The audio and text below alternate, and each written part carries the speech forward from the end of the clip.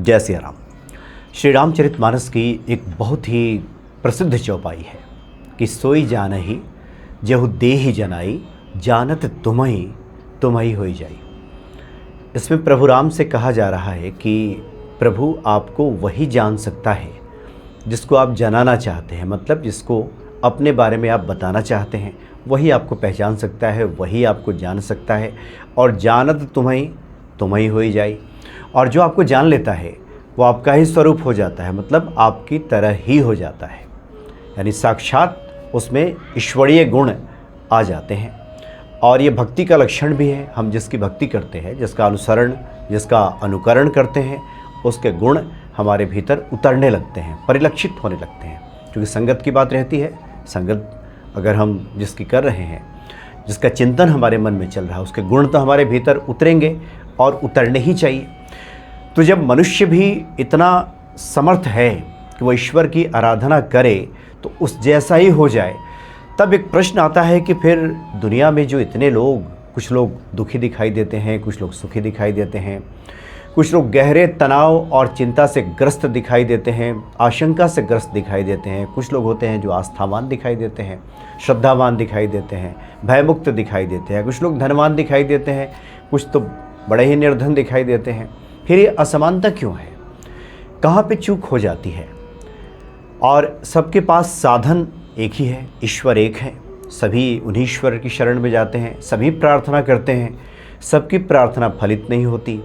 बहुत से लोगों की प्रार्थनाएं फलित हो जाती हैं, ईश्वर तुरंत सुन लेते हैं, उसको सब दे डालते हैं। और अगर संतजनों से बात की जाए तो एक उत्तर ये होता है कि प्रारब्ध की वजह से ऐसा हो रहा है, आपके जीवन में दिक्कत है, और ऐसा कह करके संतजन किनारा कर लेते हैं कि ये प्रारब्धवश है। कोई भी कह करके उसको छुटकारा कर लेता है। आप पूजा पाठ भी कीजिए या कराइए और उसका प्रतिफल अगर ना मिले तो उत्तर तो यही मिलता है कि प्रारब्ध का दोष है। और प्रारब्ध भी ऐसा कि जिसके बारे में पता भी नहीं कि हमने क्या गलती की। अब कोई भगवान कृष्ण जैसा पथ प्रदर्शक भी नहीं मिलता जो पूर्व जन्मों में ले जा करके आपको दिखा दे, बता दे, जैसे कि भीष्म पितामह को दिखाया था भगवान कृष्ण ने कि देखिए आपके 100 जन्म के पहले ऐसा ऐसा हुआ था, इसलिए आपकी ये दशा है। तो ऐसे में स्थिति ये होती है कि व्यक्ति तमाम तरह की आशंकाओं, असमंजसों में खुद को पाता है, झूलता रहता है, भक्ति भी करता है। दिमाग में बात आती है कि प्रारब्ध है, भक्ति तो कर रहे हैं हम, पूजा तो कर रहे हैं, लेकिन प्रारब्ध है, अब पता नहीं ये कटेगा कि नहीं कटेगा। जबकि हमारे ही शास्त्रों में इसकी व्यवस्था कर दी गई है। जो लोग हनुमान चालीसा का पाठ करते हैं उनके मुख से भी हमने सुना है कि नहीं नहीं, ये तो भोगना पड़ेगा। तुम्हारे भजन राम को पावे, जन्म जन्म के दुख बिसरावे। जन्म जन्म के दुख बिसराने की बात हम हनुमान चालीसा में करते हैं और उसके बाद अगले ही क्षण कहते हैं कि नहीं नहीं, हमने तो सुना है फला संत से, वो तो कह रहे थे कि नहीं नहीं, प्रारब्ध तो एकदम भोगना ही पड़ेगा, भोगना ही पड़ेगा। तो इतना भी तय मानिए कि जिसको जितना जिस चीज़ पर विश्वास होता है वही फलित होता है। क्योंकि ईश्वर, इसलिए तो संतों ने कहा है कि जाके रही भावना जैसी, प्रभु मूरत देखी तिन तैसी। जितनी हमारी सोच होगी, जितनी ईश्वर के प्रति हमारी भावना होगी, अगर हमें लगता है कि ईश्वर सब बदल देंगे तो बदल देंगे, हमें लगता है कि नहीं बदलेंगे तो नहीं बदलते। ये बिल्कुल अकाट्य सत्य है। तो इसके पीछे दरअसल कारण ये होता है कि जितना विश्वास हमें हनुमान जी के प्रति होता है, उतना विश्वास खुद के प्रति भी होनी चाहिए। आमतौर पे लोग कहते हैं बातचीत में, जिनके जीवन में परेशानियां, दिक्कतें होती हैं, वो कहते हैं कि नहीं, हनुमान जी पे तो हमको पूरा भरोसा है, लेकिन अब मेरे साथ ऐसा, आप देखिए हनुमान जी पे हम सवाल नहीं उठा रहे, उन पे तो मेरा पूरा भरोसा है, लेकिन मेरे साथ ऐसा हो रहा है, वैसा हो रहा है, ये हो रहा है, वो हो रहा है। बहुत सी बातें इसमें रहती हैं। तो इसका मतलब यह है कि कहीं ना कहीं सैद्धांतिक चूक, सैद्धांतिक भूल हो रही है, इसलिए प्रार्थनाएं सफल नहीं हो पा रही हैं। और कुछ लोगों की प्रार्थनाएं, पूजा, अभ्यर्थना, पाठ हो जाता है सफल, और जिसको बाय डिफ़ॉल्ट कह सकते हैं कि उन्हें पता नहीं होता कि कैसे हो गया, और उस मेथड को समझ नहीं पाते कि चूक कहाँ पे हुई है। और जिनका नहीं होता उनको यही उत्तर मिल जाता है कि आपने ठीक से नहीं किया, आपके भाव नहीं बने, आपने विश्वास नहीं किया होगा, विश्वास आपका खंडित हो गया। अब कोई पूछे कि विश्वास बनेगा कैसे, प्रार्थना फलित कैसे होगी, इसका मेथड क्या है, इसका तरीका क्या है, कैसे करें हम? तो एक ही उत्तर, श्रद्धा रखिए, विश्वास रखिए। अभी श्रद्धा कैसे बढ़ेगी, विश्वास कैसे बढ़ेगा, इसके क्या तरीके हैं, कैसे उस व्यक्ति को क्रिया में उतारा जाए कि उसकी श्रद्धा विश्वास में बढ़ोतरी हो जाए, इसके बारे में बहुधा बताने वाले लोग मौन हो जाते हैं, चुप हो जाते हैं, और वो बेचारा हारा थका कहाँ जाए, फिर घर लौट आता है, पुनः करता है, और जो भूले वो कर रहा है वो भूले उसकी समाप्त नहीं होती। तो नतीजा ये होता है कि उसको जो मिलना चाहिए वो नहीं मिल पाता। देखिए, एक बहुत प्रसिद्ध कहावत है, हालांकि अंग्रेज़ी की एक कहावत है कि व्यक्ति डॉक्टर के पास जाता है, उसको जब घाव हो गया, मान लीजिए घाव हो गया किसी को, तो डॉक्टर के पास जाता है, डॉक्टर मरहम पट्टी करता है और ईश्वर उस घाव को ठीक करता है। किसी को घाव हो गया तो पहले तो उसे डॉक्टर के पास जाना पड़ेगा, डॉक्टर मरहम पट्टी करेगा और फिर ईश्वर उस घाव को ठीक करेंगे। तो ये एक प्रक्रिया है ये। अब डायरेक्ट किसी को घाव हो जाए और बैठा रहे कि नहीं ईश्वर ठीक करेंगे, तो इसको कहते हैं कि उसने सैद्धांतिक चूक कर रहा है वो। हालांकि बहुत से लोग जिद पकड़ लेते हैं कि नहीं अब कुछ भी होगा तो ईश्वर ही करे, तो उस प्रकार की ऐसी भक्ति है, ऐसी अवस्था है, तो अलग विषय है। लेकिन ये गिने चुने विरले लोग होते हैं ऐसा, जो जिसका स्वतः ईश्वर सब कार्य करने लगते हैं। लेकिन इसको अगर कोई पकड़ के बैठ जाए और उस प्रकार की उसकी भक्ति ना रहे, तो इसको आलस्य और प्रमाद ही कहेंगे, इसको समझदारी नहीं कहेंगे। दूसरी एक और बात आती है कि हमने देखा है कि लोग ज़्यादातर मुसीबत में ही प्रार्थना करते हैं, मुसीबत में ही पाठ करते हैं। हमसे तो जब लोगों की बातचीत होती है, जब मैसेज देखते हैं, तो बहुत हमें तो कोई ऐसा मिलता ही नहीं है जो सुखी संपन्न हो, सब तरह से ठीक हो, और उसने फ़ोन किया हो कि हाँ हम तो बड़े आनंद में हैं, हनुमान जी की भक्ति में लगे हैं, रोज़ इतना पाठ कर रहे हैं, रोज़ इतना अनुष्ठान कर रहे हैं। सुखी संपन्न लोग तो ऐसे नहीं करते, मुसीबत में फंसे हुए लोग ही करते हैं। इसलिए तो लिखा गया कि दुख में सुमिरन सब करे और सुख में करे न कोय, और जो सुख में सुमिरन करे तो दुख काहे को होए।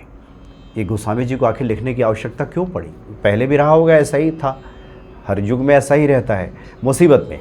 तो मुसीबत में व्यक्ति जब कोई पाठ करता है तो तार्किक तरीके से समझने की शक्ति उसकी खत्म हो जाती है, क्योंकि उसका ध्यान हमेशा मुसीबत पर पड़ा रहता है, मुसीबतों पर रहता है। इसलिए उस प्रकार का विश्वास, उस प्रकार की भक्ति उसकी बढ़ नहीं पाती।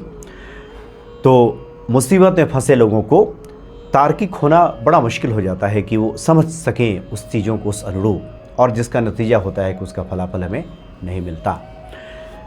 तो इसको बारी बारी से एक ही दिन में बहुत सारी बातें, आज हम कुछ ऐसे लघु मंत्रों की बात करेंगे जिसको अगर निरंतर जपा जाए तो उसका फल प्राप्त हो जाएगा। ये कुछ बेसिक जो भूलें हैं, जो भूल चूक होती है, उसके बारे में हम बता रहे हैं आपको। क्योंकि जैसा हमारा विचार चलता है मस्तिष्क में, वैसा ही हमारा विश्वास बनता है। विचार और कार्य अगर एक नहीं हुए हमारे, अब जैसे मान लीजिए कि हम हनुमान जी का पाठ करते हैं या कोई भी मंत्र जप करते हैं तो कर रहे हैं हम, लेकिन विचार मन में अगर उसका ठीक विपरीत चल रहा हो कि मेरे पास तो है नहीं, क्या हो जाएगा, क्या कैसे होगा, बहुत सारी दिक्कतें हैं, इतनी मुश्किलें हैं, हनुमान जी कर देंगे क्या, ये कैसे हो जाएगा, अभी तो हमने पाठ किया, ये कैसे पूरा हो जाएगा, ये भीतर भीतर ये परस्पर विरोधी विचार चलते रहता है। और जब विचार उस तरह का चलता है तो आपके विश्वास को खंडित करता है, क्योंकि सकारात्मक विचार जब नहीं होंगे, आप बाहर से कितना भी कुछ कह लें कि नहीं हमारा विश्वास तो बड़ा पक्का है, नहीं होगा, विश्वास खंडित होने लगता है, टूटने लगता है कि नहीं हो रहा है, और चिंतन उसी दिशा में आगे बढ़ने लगती है, जिसका परिणाम यह होता है कि जो हम सफलता चाहते हैं वो नहीं मिलती। इसलिए हमने पहले कहा कि आपकी प्रार्थना, आपकी पूजा इस बात पे तो निर्भर करती ही है कि सामने हनुमान जी बैठे हैं, उनके प्रति हमारा कितना विश्वास है। साथ ही इस बात पे भी निर्भर करती है कि खुद पे कितना विश्वास है। कई बार खुद पे विश्वास नहीं होता, हाँ वो तो ठीक है, उन पे हम अविश्वास नहीं कर रहे हैं, लेकिन खुद पे तो अविश्वास कर रहे हैं कि पता नहीं होगा कि नहीं होगा, ये हो रहा है, वो हो रहा है। तो तमाम तरह इस तरह की जो बातें लोग करते हैं, जिसकी वजह से होता है कि ये बहुत मुश्किल स्थिति आ जाती है। इसलिए जो लोग मंत्र जप करते हैं या फिर बड़े बड़े अनुष्ठान करते हैं, उसमें ये होता है कि मन का जो सहज स्वरूप है, जिस प्रकार का मन हमारा होना चाहिए, मन की एका उस पाठ के साथ, उस मंत्र के साथ जुड़ना चाहिए। चूँकि ऐसी साधना हमारी होती नहीं, तो जिसका नतीजा ये होता है कि फलाफल प्राप्त नहीं होता। इसलिए हमने पहले स्पष्ट कर दिया कि मनुष्य के भीतर तमाम क्षमताएं हैं, और जो सनातन है उसकी परिकल्पना भी है कि सर्वे भवन्तु सुखिनः, सभी सुखी हो जाएं। तो सभी सुखी कैसे होंगे? अब खाली ये बात तो कहने से होगा नहीं कि आप प्रारब्ध के चलते दुख भोग रहे हैं। विश्वास लाइए, श्रद्धा लाइए। विश्वास और श्रद्धा बढ़ेगी कैसे? कैसे हमारे विचार पॉजिटिव रहेंगे, सकारात्मक रहेंगे, और वो सकारात्मक विचार हमारे विश्वास को बनाए रखेंगे, मजबूत करेंगे, दृढ़ करेंगे। इसके लिए खास करके हम देखते हैं कि इसकी चर्चा नहीं होती। कथाएं खूब होती हैं, ईश्वर की चर्चा होती है, व्यक्ति सुनता है, आनंदित होता है, लेकिन जब वो घर लौटता है तो उसकी अपनी जो समस्याएं हैं वो मुँह खड़ी हैं। अब वो भगवान राम की कथा सुन के आया, भगवान कृष्ण की कथा सुन करके आया। जो मौलिक भूलें, जो कहा गया कि वो ईश्वर का स्वरूप, अब ईश्वर का स्वरूप होने के लिए अगर मौलिक भूलें व्यक्ति कर रहा है तो कैसे होगा? भीतर तो सब कुछ है। अगर हमारे 7 चक्रों पे दृष्टि डालें तो मूलाधार में से लेकर के सहस्त्रार तक सभी देवी देवताओं का ही वास है, इसी में सब भीतर ही है। लेकिन सुसुप्त अवस्था में हम जानते ही नहीं, तो इसलिए हम नहीं इस्तेमाल कर पाते। और बाहरी चीज़ों को साधने में व्यक्ति ज़्यादा लगा रहता है, क्योंकि बाहर वाला ज़्यादा आसान है कि चले गए, अगरबत्ती जला लिया, दिया जला लिया, जल के पात्र रख लिया, ये करना आसान है। मन की निर्मलता, मन को ठीक करना, मन कर्म वचन एक कर देना, हमेशा हनुमान जी को चिंतन में रखना, जो चाहिए उसी का विचार करना, ये कठिन जान पड़ता है, क्योंकि वस्तु स्थिति विपरीत होती है। अब किसी को धन की दिक्कत हो और कोई कहे कि नहीं अमीरी की सोच लाओ, तो बड़ी मुश्किल स्थिति है।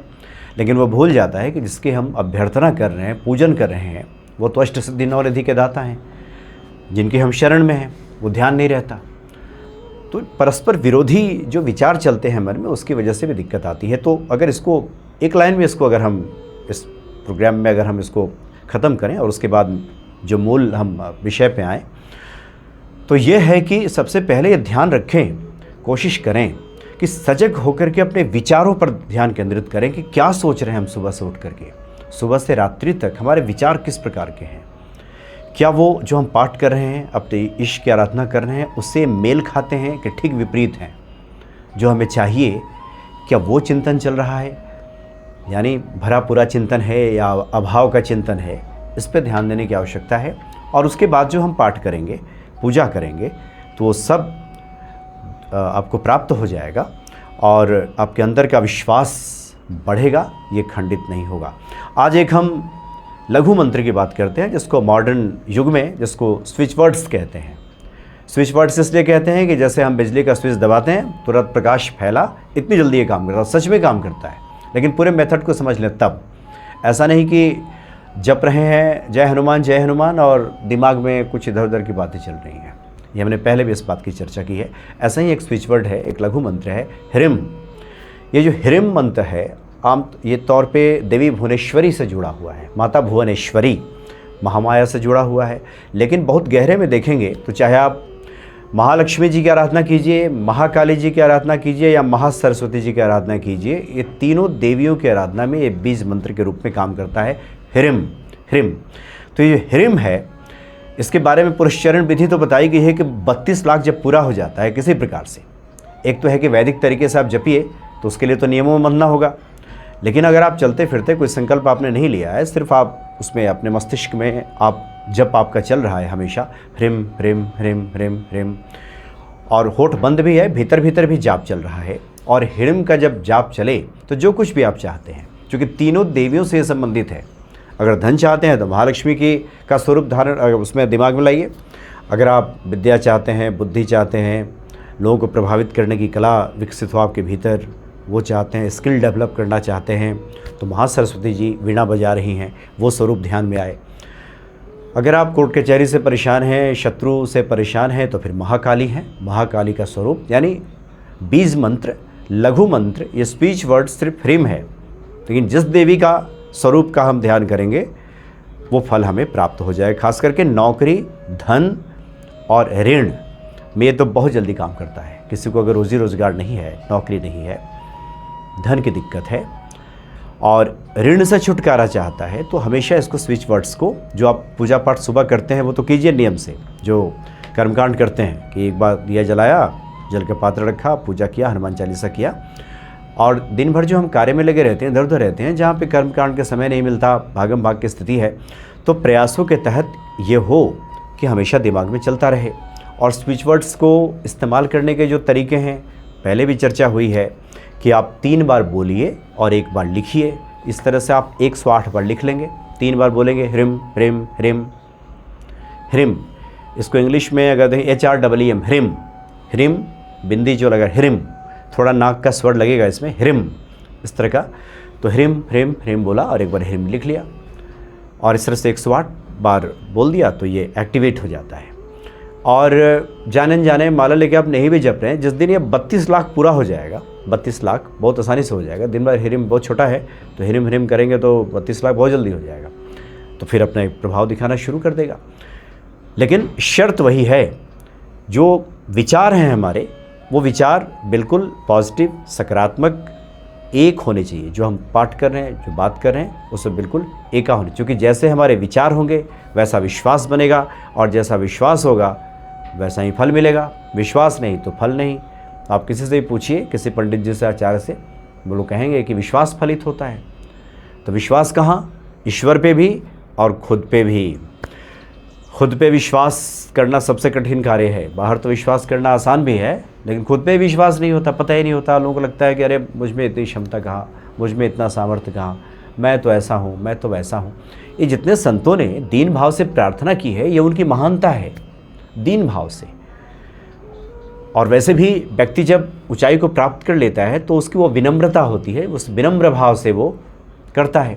इसलिए मन से इस बात को तो बिल्कुल निकाल दें कि प्रारब्धवश ये नहीं मिलेगा, वो नहीं मिलेगा, वो कुछ नहीं है। उसमें हमारे शास्त्रों में इसकी व्यवस्था है। भावी मिट सके त्रिपुरारी, त्रिपुरारी है, भगवान शिव हैं मिटाने के लिए, क्यों नहीं मिटाएंगे? अगर व्यक्ति सुधर जाए, व्यक्ति क्षमा प्रार्थी हो जाए तो सब मिट जाएगा। लेकिन खुद ही इस असमंजस में झूलते रहेंगे। हनुमान चालीसा के 108 बार पाठ भी कर लेंगे और कहेंगे नहीं नहीं हनुमान जी तो प्रारब्ध से छुड़ाएंगे नहीं, तो नहीं छुड़ाएंगे। विश्वास तो करें, वो छुड़ा लेंगे।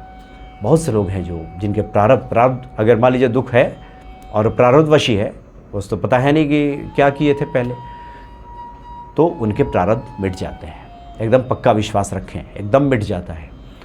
बस एका दिमाग की एकाग्र हो जाए तो निश्चित ही हनुमान जी सुन लेते हैं और सभी कुछ आपको प्रदान कर देते हैं। जो इच्छा करियो मन माही, हरि प्रसाद कछु दुर्लभ नहीं। हरि प्रसाद दे दें, हरि के प्रसाद से कुछ भी दुर्लभ नहीं है। इसलिए मन में किंतु परंतु हटाइए। सोई जाने जो देव जनाई और जानत तुम्हारी तुम्हारी हो जाए। जब जानना शुरू करेंगे वो सामर्थ्य आपके भीतर आ जाएगा। दुर्गा सप्तशती में तो यहाँ तक लिखा है कि हे देवी, जो आपकी शरण में है वो तो दूसरों को शरण देने वाला बन जाता है। रोगान शंशानाम तुष्टा रुष्टा तो कामान सकलान अभिष्टान त्वाम आश्रिता नाम न विपन्न रणम त्वाम आश्रिताम हर्षिताम प्रयानति। जो आपकी शरण में जाता है वो तो दूसरों को शरण देने वाला बन जाता है। फिर चिंता किस बात की? मन में विश्वास रखें, निश्चित ही ईश्वर सुनेंगे और सकल मनोरथ सिद्ध कर देंगे। जय सिया राम।